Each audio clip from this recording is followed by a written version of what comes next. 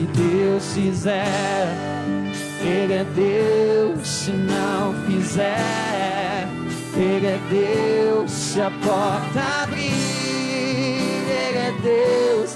Mas se fechar, continua sendo Deus. Se a doença vier, Ele é Deus. Se curar eu for, Ele é Deus. Se tudo der certo, Ele é Deus.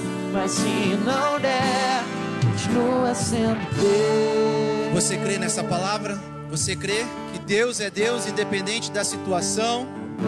Ele é Deus na bonança, mas também quando estamos na necessidade, Ele continua sendo Deus. Você pode aplaudir o Senhor bem forte nessa noite. Você pode dar um brado de aleluia, um brado de glória, agradecendo a Deus pelo que Ele é nas nossas vidas. Queridos, vamos meditar na palavra de Deus, no livro de Abacuque, no capítulo 3, no verso de número 17. Você está feliz com Jesus? Amém, Deus os abençoe. Quero agradecer imensamente a presença do meu amigo Argel ali, junto com a sua esposa, a Keren. Argel é o nosso supervisor lá na empresa e veio estar com a gente hoje aqui. É um prazer tê-lo aqui conosco, amém? Queridos, vamos estar meditando na palavra do Senhor. Esse louvor eu pedi para o Vitor tocar. Eu estava hoje à tarde em casa. E sempre quando Deus dá uma palavra ao meu coração, eu fico martelando por semanas aquilo. E já faz alguns dias que Deus trouxe essa palavra ao meu coração. E eu sempre fico martelando até a hora que eu sento para poder esboçar. E hoje eu senti uma presença muito forte de Deus à tarde no meu quarto. E aí eu mandei para o Vitor, você consegue tocar? E não, consigo. Eu falei, então é de Deus. Porque nós vamos aprender hoje com a história de um homem. O tema que eu queria trazer nessa noite é uma jornada de fé, da dúvida à confiança plena em Deus. Nós vamos aprender com este homem, como que ele saiu da dúvida até a confiança plena em Deus. E para isso eu quero meditar com os irmãos, mesmo os assentados como estão, no versículo 17 e 18 do capítulo 3, que diz assim: ainda que a figueira não floresça, e nem haja fruto na videira, ainda que a colheita da oliveira decepcione, e os campos não produzam seu mantimento, ainda que as ovelhas desapareçam do aprisco, e nos currais não haja mais gado, mesmo assim, eu me alegro no Senhor, e exulto no Deus da minha salvação. Amém? Feche os teus olhos, vamos levar a Deus uma palavra de oração. Senhor, nós te louvamos nesta noite, te adoramos, Pai, pois temos crido que o Senhor é Deus, independentemente da situação. O Senhor está assentado no seu trono e o controle está nas tuas mãos. Pai, eu não conheço a necessidade do meu irmão e da minha irmã que entrou a esta igreja, ou até mesmo este meu irmão e esta minha irmã jovem que está acompanhando-nos através deste culto online. Que o Senhor neste momento e nesta hora, pela ação do Teu Espírito Santo, possa ir de encontro ao coração deste homem, desta mulher, deste jovem, deste adolescente, e que eles possam sentir a Tua presença, e mais do que sentir a Tua presença, Senhor, possam sentir o Teu cuidado, o refrigério do Senhor sobre os vossos corações. É o que pedimos nesta noite. Fala conosco através da Tua palavra, é o que pedimos no nome santo e precioso de Jesus. Amém. Queridos, eu estava meditando sobre Abacuque e é tão contextual a história de Abacuque, vem tanto ao nosso encontro o que Abacuque viveu, o que ele vivenciou, o que ele passou, que hoje à tarde quando eu estava lendo, e eu quero te fazer este convite, ao chegar na sua casa, leia estes 3 capítulos deste livro do profeta Abacuque, faça a leitura e você vai ver como que ele é contemporâneo para o que nós estamos vivendo nos dias de hoje. Este é um homem, é um profeta, que ele é diferente dos outros profetas. enquanto os outros profetas profetizavam dizendo: assim diz o Senhor, ó Israel, ouça o que Deus está dizendo. Este foi ao contrário. Este foi um profeta que travou uma luta com Deus, um questionamento com Deus. À medida em que Deus revela a ele o que iria acontecer e o que iria o povo de Israel, de Judá mais precisamente, passar, este homem começa a se questionar a Deus. Ele tem algumas queixas. Então ele é um profeta diferente. Ele não leva o problema, ele não leva a situação para Israel. Ao invés disso, ele leva para Deus e questiona a Deus o porquê daquilo que iria acontecer. O porquê o Senhor iria fazer aquilo. Ele começa a se questionar. Abacuque, o nome Abacuque, ela tem uma derivação do hebraico que significa aquele que abraça, ou o que abraça, né? Alguns dizem que o nome dele é tão peculiar a esta tradução, que ele se abraçou a Deus no começo ali com a sua dúvida, com os seus questionamentos, ao ponto que quando ele chega no capítulo 3, e este capítulo que nós lemos, a sua fé, ela cria uma alegria inexplicável. Abacuque, ele é um livro que começa com uma série de questionamentos. Um homem que está preocupado, está na sua ânsia mortal, ele está em luta com Deus, num problema que nós vivemos e muito, que é a famosa teodiceia. O que é teodiceia, Daniel? É o que os teólogos chamam sobre o problema do mal. Ele se questiona: Deus, se o Senhor é tão bom, se o Senhor é tão santo, por que o Senhor vai permitir estas coisas? Este é o problema do mal, é a teodiceia, é a justiça divina em um mundo desordenado. Ele faz uma série de interrogações a Deus, e em algum momento as respostas não são aquilo que ele quer ouvir, mas mesmo assim Deus lhe assegura que a fé paciente que ele tem vai terminar vencendo no fim.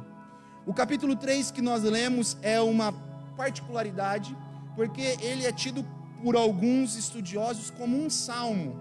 Ele não é propriamente um capítulo, ele é um louvor, ele é um cântico que o Abacuque escreve. E lá no final do capítulo 3, ele diz ao mestre, né, ao mestre de canto para instrumentos de corda. Por essa peculiaridade que tem o capítulo 3, alguns estudiosos também afirmam que Abacuque era um levita. Ele servia como levita, ele era um escritor de salmos. Então, algumas das peculiaridades que nós temos. Nós temos neste livro uma série de questionamentos, nós temos neste livro uma série de problemas que este homem vai vivendo e se perguntando a Deus. Muitas vezes nós nos perguntamos a Deus o porquê as nossas orações não são respondidas.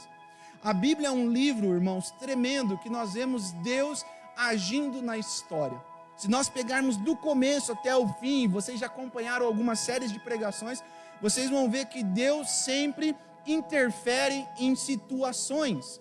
Deus sempre age na história de forma sobrenatural, de forma que traz um impacto grande àqueles que vivenciam esta interferência de Deus. Mas no livro de Abacuque, essa é uma história que não acontece desta forma. É uma história que Deus se revela a Abacuque, mostra a ele o que iria acontecer, e ele questiona a Deus para que Deus tenha misericórdia e não aconteça isso, mas Deus fala: olha, não, isto deve acontecer para que o meu povo se volte à minha presença. Então, na história, nós sempre vamos ver Deus agindo. Deus sempre vai agir, mas em algumas outras situações, Deus nos permite passar por situações para que nós possamos aprender com ela, para que nós possamos sair mais fortalecidos dela, para que nós possamos sair mais crentes em Deus, mais fiéis a Deus, para que nós possamos compreender que Deus sempre age independente da situação. Por que eu estou dizendo isso? Porque nós estamos, e o pastor já disse aqui há algumas semanas, tem pessoas dizendo aí que Deus não permitiu o Covid, ou este momento que nós estamos passando. Deus permitiu sim. E nós não entendemos agora, a nossa mente ela é limitada, ela é finita, mas Deus ele é infinito, ele é ilimitado, ele compreende tudo, ele está fora do tempo, ele é atemporal, ele olha a história do começo e olha a história do fim, e todas essas coisas elas são permitidas para o nosso bem, porque todas as coisas cooperam para o bem daqueles que amam a Deus. Então nós temos que olhar todas as situações que nós passamos e entender que Deus quer nos apresentar algo, que Deus quer nos ensinar algo, que Deus quer nos fortalecer em alguma área, que Deus quer nos mostrar o poder dele nas nossas vidas. Abacuque é uma história, uma jornada de fé. É uma história de um homem que começa nos seus primeiros capítulos questionando a Deus, dizendo: Deus, mas por que isso, por que aquilo? E lá no capítulo 3, quando ele vai louvar ao Senhor, ele diz: Senhor, ainda que tudo vá de mal a pior, a minha fé vai estar firmemente no Senhor, porque o Senhor é o Deus da minha salvação. Queridos, o que Abacuque pode nos ensinar? O que essa história pode nos ensinar? Em primeiro lugar, o que Abacuque nos ensina é orar. Orar, mesmo que pareça que não estamos sendo ouvidos. No capítulo 1, no versículo 2, na primeira queixa de Abacuque, ele vai dizer isto: até quando, Senhor? Até quando clamarei pedindo ajuda e tu não me ouvirás? A primeira lição que Abacuque nos ensina é que nós devemos orar e nunca desfalecer. Orar em toda situação, mesmo, irmãos, que parece que nós não estamos sendo ouvidos por Deus, devemos clamar. Ele clamou, independente da resposta de Deus, se era um sim ou se era um não, que depois nós vamos ver que foi um não, eu não vou livrar o povo vai passar por isso, mas ele ainda assim continuou orando ao Senhor e clamando pela misericórdia de Deus.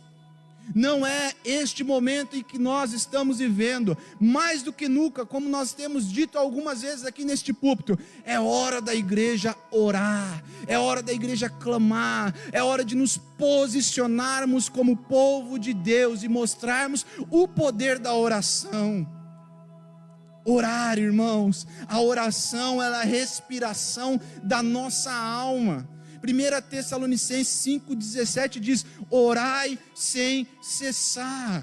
É em todo momento, é em toda situação, é em tudo, aonde você está, aonde você anda, você tem que estar em espírito de oração, pois a oração é a respiração da alma. Mais do que nunca, a oração deve ser conhecida, a nossa oração deve ser conhecida, não pelas pessoas que estão à nossa volta, não por aqueles que nos cercam, mas acima de tudo, a nossa oração deve ser conhecida nos céus, como diz Filipenses 4:6, não estejais inquietos por coisa alguma, antes as vossas petições sejam em tudo conhecidas diante de Deus pela oração e súplica com ação de graça. Quando você dobra o seu joelho, ou quando você está andando, ou quando você está sentado, eu particularmente, quando eu estou no meu quarto, eu tenho lá o meu quartinho que eu gosto de orar sentado. Eu começo orando de joelhos, mas eu não sei porque eu sento e eu me debruço nos meus joelhos ali, e parece que a minha oração flui.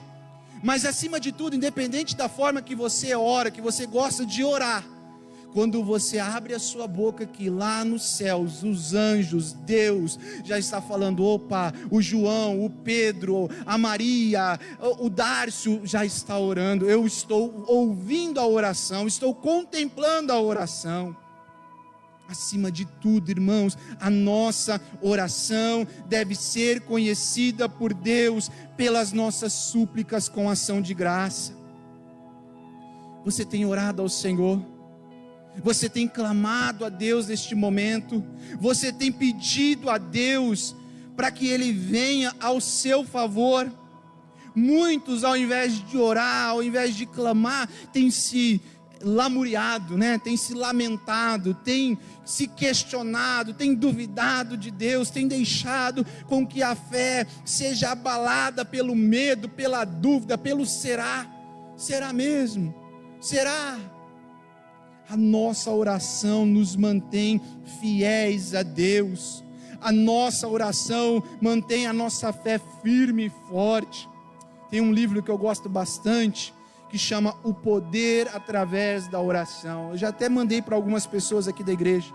E uma das frases que ele diz, que eu destaquei, ele diz assim: o que a igreja necessita não é de mais e melhores mecanismos, de novas organizações ou mais e novos métodos, mas de homens, mulheres, jovens, a quem o Espírito Santo possa usar. O Espírito Santo não se derrama através de métodos, mas por meio de pessoas, e estas poderosas em oração.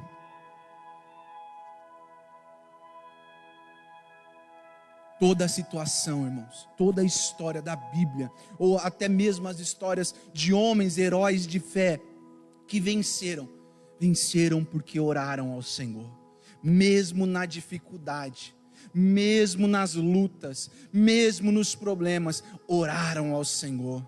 Os grandes avivamentos da história aconteceram não porque foram marcados em uma data especial, não porque foram organizados de uma forma, não porque tinha uma luz especial, um microfone, um fundo musical, não. Aconteceram porque homens se colocaram diante da presença de Deus, oraram e clamaram, e Deus desceu na terra sobre estes homens. É assim que nós devemos ser.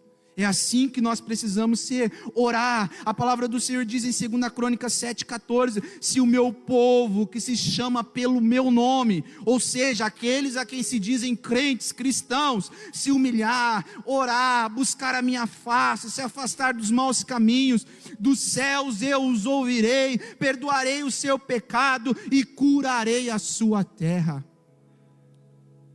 É orando, clamando ao Senhor. Acima de tudo, Abacuque orou, e ele clama: Senhor, até quando clamarei pedindo ajuda? Até quando gritarei violência e tu não salvarás? Por que me fazes ver a iniquidade? Por que toleras a opressão? Porque a destruição e a violência estão diante de mim, há litígios e surgem discórdias, por isso a lei se afrouxa, a justiça nunca se manifesta, porque os ímpios cercam os justos, e assim a justiça é torcida. Essa é a primeira queixa. Depois ele tem a segunda queixa: não és tu desde a eternidade, ó Deus, tu és santo, tu és puro de olhos, no versículo 13, tu és puro de olhos, que não pode suportar o mal, nem tolerar a opressão. Por quê? Então tolera os traidores e te cala quando os perversos devoram aqueles que são justos. Ele ora ao Senhor, mesmo tendo as respostas de Deus. E lá no capítulo 3, que nós lemos no versículo 17 e 18, o primeiro versículo é oração do profeta Abacuque. Ele continuou clamando, mesmo Deus dizendo a ele que iria permitir. E esta é a segunda lição que nós aprendemos com ele. Nós aprendemos que tudo acontece pela vontade de Deus. Todas as coisas acontecem porque Deus permite, e é a vontade dele. No capítulo 1 ainda, no versículo 6, Deus diz para Abacuque, no versículo 5, olhem entre as nações e vejam, fiquem maravilhados e admirados, porque no tempo de vocês eu realizo obra tal que vocês não acreditarão se alguém lhes contar. E no versículo 6 ele diz: pois eu que trago os caldeus, nação cruel, impetuosa, que marcham pela largura da terra, para apavorar-se de moradas que não são suas, para apoderar-se de moradas que não são suas. Olha Deus respondendo para ele. A segunda lição que Abacuque nos ensina é que tudo acontece porque é vontade de Deus. Deus está no controle. Irmãos, quando eu li esse versículo 5, eu coloquei aqui na minha Bíblia, eu risquei na minha Bíblia: o mundo parou. Porque a última frase diz assim: eu realizo tal obra que vocês não acreditarão se alguém lhes contar.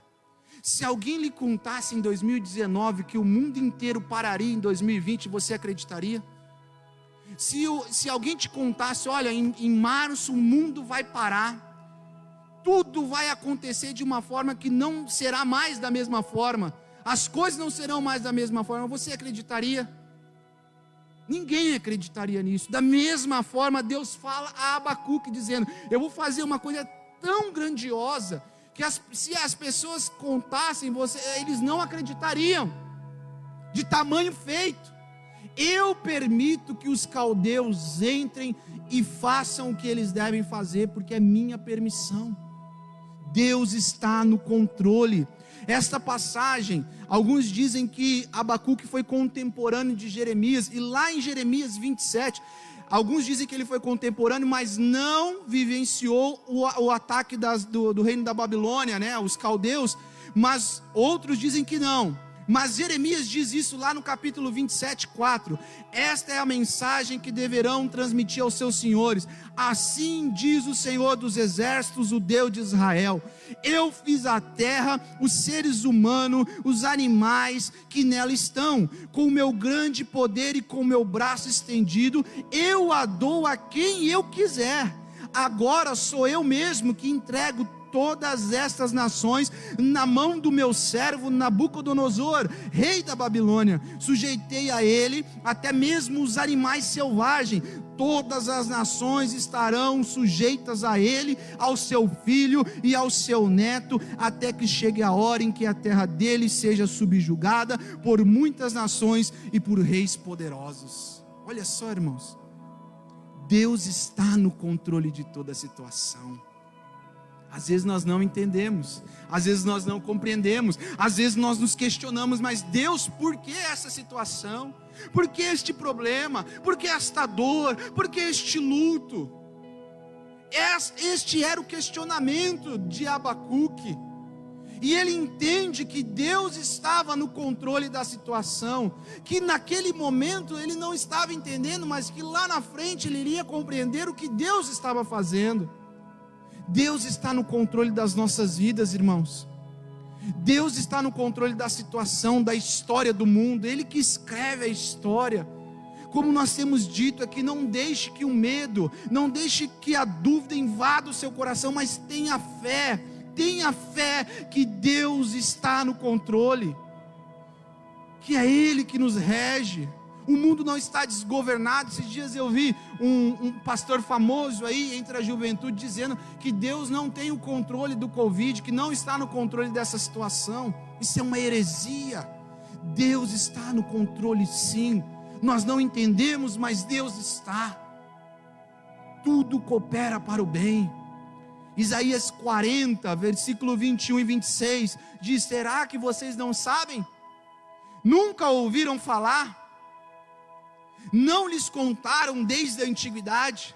Vocês não compreendem como a terra foi fundada? Ele se assenta no seu trono, acima da cúpula da terra, cujos habitantes são pequenos como um gafanhoto. Ele estende os céus como um forro, e os arma como uma tenda para nele habitar. Ele aniquila os príncipes e reduz a nada os juízes deste mundo. Mal eles são plantados ou semeados, mal lançam raízes na terra, Deus sopra sobre eles e eles murcham. Um redemoinho os leva como palha. Com quem vocês me compararão? Quem se assemelha a mim? Pergunta o santo. Ergam os olhos e olhem para as alturas. Deus criou tudo isso, aquilo que põe em marcha cada estrela do seu exército celestial, e todas a chama pelo nome. Tão grande é o seu poder e tão imensa a sua força, que nenhuma delas deixa de comparecer. Deus conhece as estrelas pelo nome. Deus criou tudo. Deus está no controle, meus irmãos, da história das nossas vidas. Às vezes nós não entendemos a situação que nós estamos passando, às vezes o luto, às vezes a dor, às vezes a dificuldade, mas se você tiver somente no seu coração a certeza que Deus está no controle, a sua fé vai estar sendo alimentada diariamente. Não é, porque... Não, Deus está. Como eu disse algumas semanas atrás, irmãos, a nossa esperança eterna não é nesta terra. Tem pessoas que têm vivido como se fosse viver eternamente nesta terra. A nossa esperança é os céus. Eu ouvi hoje o pastor no culto da manhã dizendo, tem crente que tem medo quando fala que Jesus vai voltar. Tem crente que fala, ai meu Deus, não, agora não, Senhor. Agora não. Deve ser o contrário. Nós temos que regozijar o nosso coração. Tem que ter alegria, porque o Senhor vai rasgar os céus. Nós vamos ser arrebatados em sétimos milésimos de sétimos, no piscar de olhos. Estaremos para sempre na glória com o Senhor, dizendo: Santo, Santo, Santo é o Senhor dos exércitos. Ele tem o controle. Isaías 46 também diz: lembre-se das coisas passadas, das coisas muito antigas. Eu sou o Senhor e não há outro. Eu sou Deus e não há nenhum como eu. Desde o início faço conhecido o fim. Desde os tempos remotos, o que ainda virá, digo: meu propósito ficará de pé e farei tudo o que me agrada. Do Oriente convoco uma ave de rapina, de uma terra bem distante, um homem para cumprir o meu propósito. O que eu disse, isto eu farei acontecer. O que eu planejei, isto eu farei. Ou seja, os planos de Deus são eternos. Antes da fundação do mundo, Deus já tinha pré-estabelecido tudo. Deus está no controle, queridos, creia nisso. Esta é a segunda lição que Abacuque nos ensina. Ele questiona Deus, ele fala com Deus e Deus diz para ele: Abacuque, eu estou no controle. Você não está entendendo isso agora, mas aí ele se questiona: Deus, mas como o Senhor vai usar ímpios para abater o teu povo? Como o Senhor vai deixar que essas coisas aconteçam? E Deus responde a ele: olha, eu vou deixar que essas coisas aconteçam, mas lá na frente eu vou manifestar o meu poder, e estas pessoas também entrarão debaixo do meu juízo. Os caldeus também entrarão debaixo do meu juízo. E aí Deus dá uma resposta para ele: olha, Abacuque, acima de tudo, olha, o justo viverá pela fé. Você não consegue entender agora, mas creia que o justo viverá pela fé. Aí ele responde a Deus: Deus, então tá bom. No capítulo 2, no verso 1: estarei na minha torre de vigia, ficarei na fortaleza e vigiarei para que o que Deus me dirá,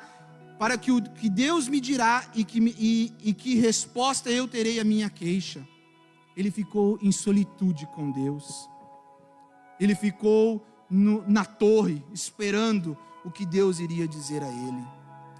Por último, irmãos, para nós caminharmos para o fim, o que Abacuque nos ensina, esta história deste homem, esta jornada de fé, que sai da dúvida até a certeza que Deus tinha tudo nas mãos, é que ele nos ensina que a nossa fé é inexplicável.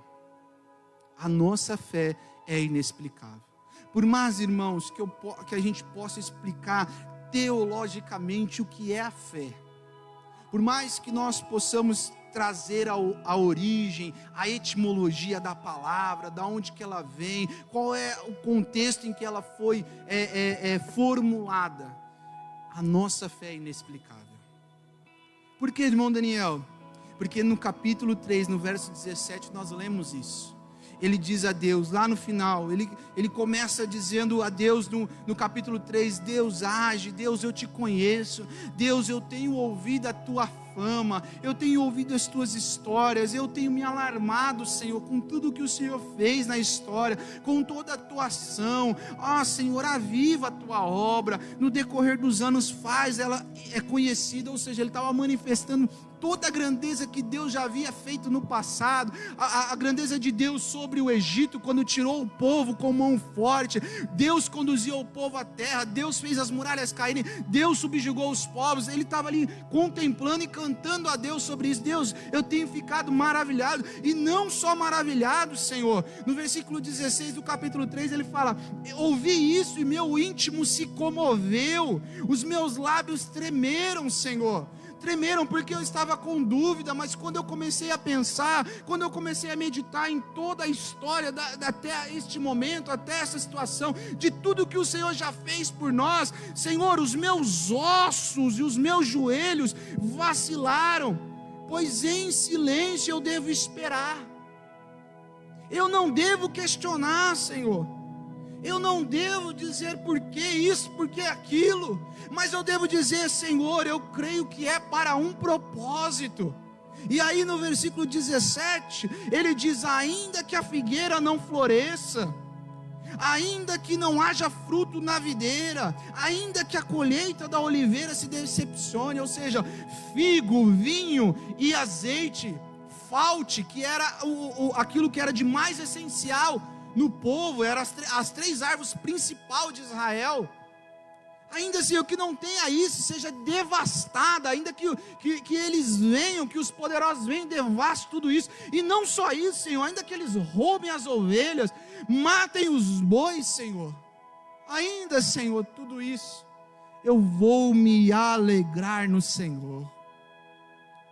Como, irmãos, explicar uma fé desta? Como explicar uma fé de uma pessoa que perde um ente querido e mesmo assim se mantém inabalável, crendo que num dia, numa hora e no momento certo estará com essa pessoa na glória? Como explicar uma fé de uma pessoa que passa por diversos problemas e situações na sua vida, mas se mantém inabalável, porque crê que Deus está agindo? É isto que Abacuque está dizendo: ainda que, embora, Senhor, embora tudo esteja acontecendo de mal a pior, apesar, Senhor, das coisas não estarem da forma que eu queria que estivesse, independentemente, Senhor, destas coisas não acontecerem, mesmo, Senhor, que as coisas continuem caminhando de mal a pior, eu vou me alegrar no Senhor, porque o Senhor é o Deus da minha salvação. É nisso, Senhor, que eu quero me apegar, não é na palavra do governo, não é na palavra das pessoas, mas é na sua palavra, no seu poder, porque o Senhor é o Deus da minha salvação.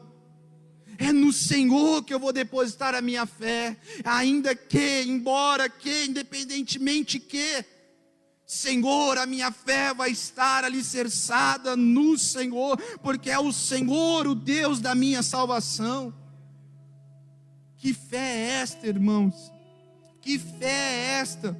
Que diz em 2 Coríntios 5:7, porque vivemos por fé e não pelo que vemos. Que fé é esta, irmãos? Que nós não conseguimos explicar, e um dos versículos que eu mais gosto da Bíblia é Hebreus 11, 32 e 39, a galeria dos homens da fé, mas lá no finalzinho, não tem como explicar isso. A Bíblia diz: que mais direi?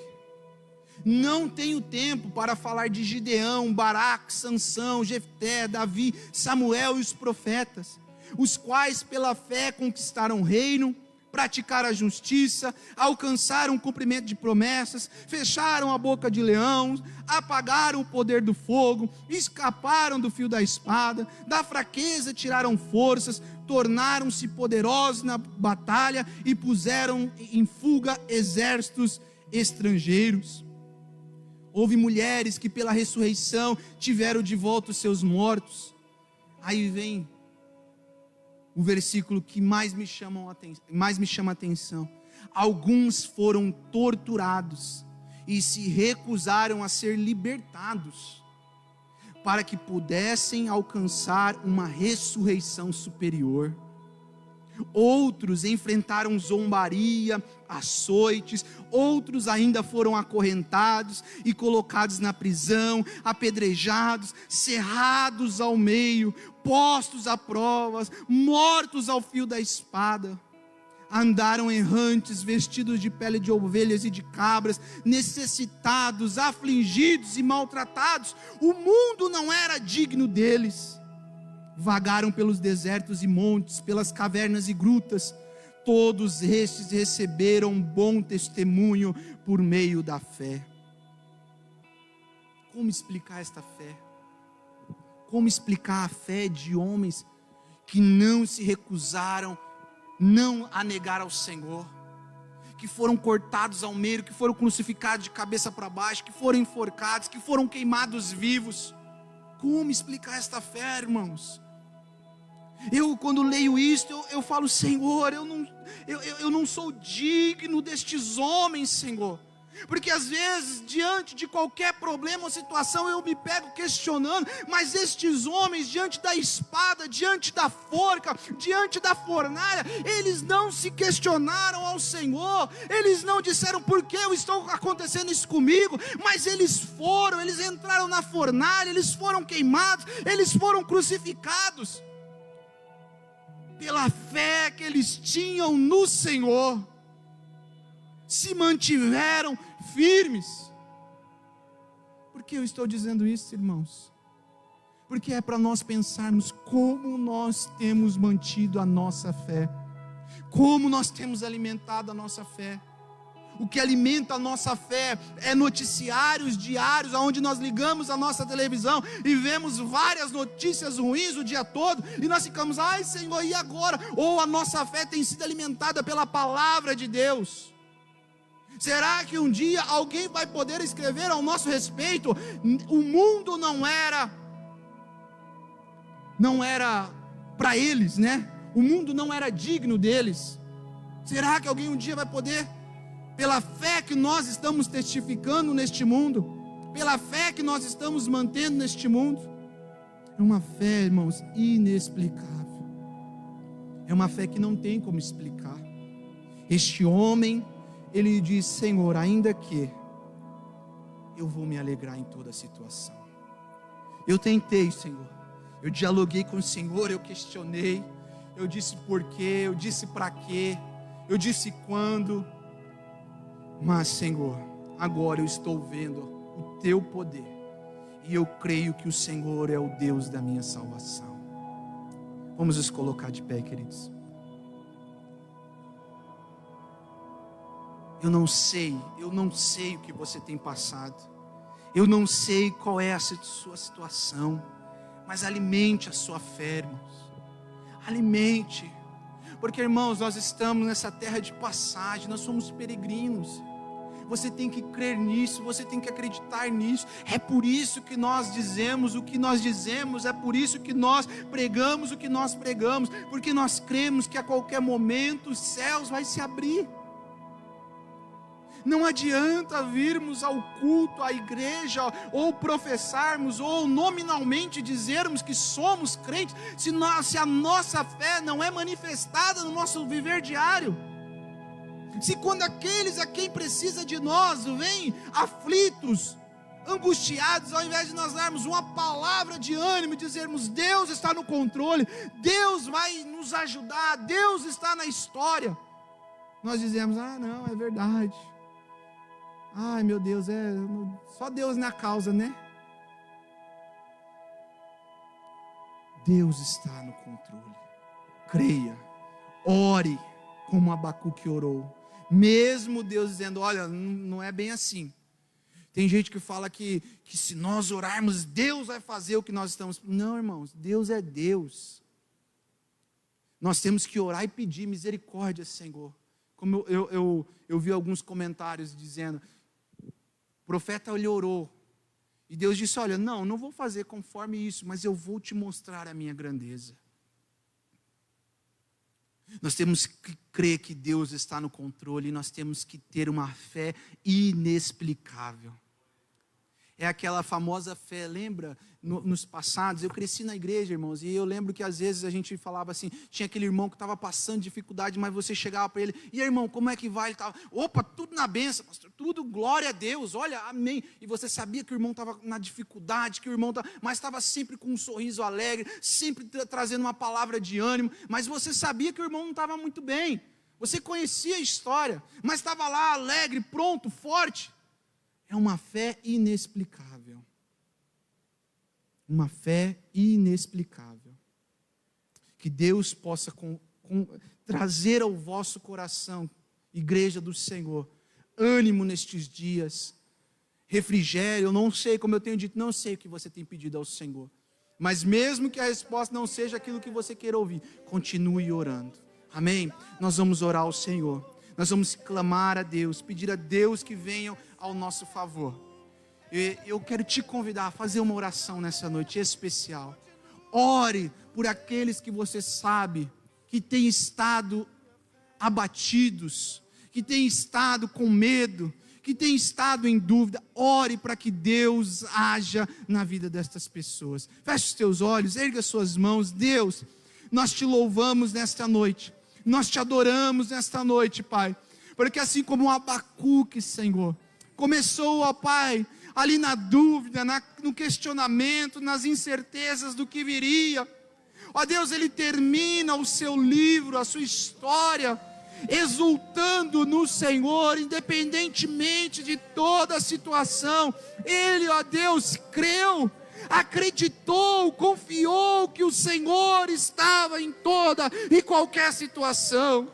Senhor, eu não conheço o interior, o íntimo deste meu irmão, desta minha irmã, deste que está na sua casa, agora sentado no seu sofá, ou deitado na sua cama no quarto, mas o Senhor conhece, o Senhor sabe, que o Senhor possa ir ao encontro, e que possamos dizer assim como Abacuque, ainda que as coisas não estejam conforme nós queríamos que estivesse, ainda que não esteja acontecendo da forma que nós planejamos, da forma que nós desenhamos, Senhor, o Senhor é o Deus da minha salvação, e por isso eu vou me alegrar no Senhor, eu vou crer no Senhor, eu vou ter a certeza que o Senhor está no controle. E mais do que isso, Pai, mais do que isso, que possamos crer que o Senhor está vindo nos buscar, que toda esta situação, história, momento, dificuldade, que tudo isto é só um sinal, é só aviso de que a qualquer momento as trombetas vão soar e nós estaremos na glória com o Senhor. Nós te louvamos, Senhor, e te agradecemos nesta noite pelo nome precioso de Jesus. Guarde, Senhor, este meu irmão, guarde esta minha irmã, guarde o coração, Senhor, e que possamos a cada dia ter fé, que é o Senhor que nos conduz. Te louvamos em nome de Jesus.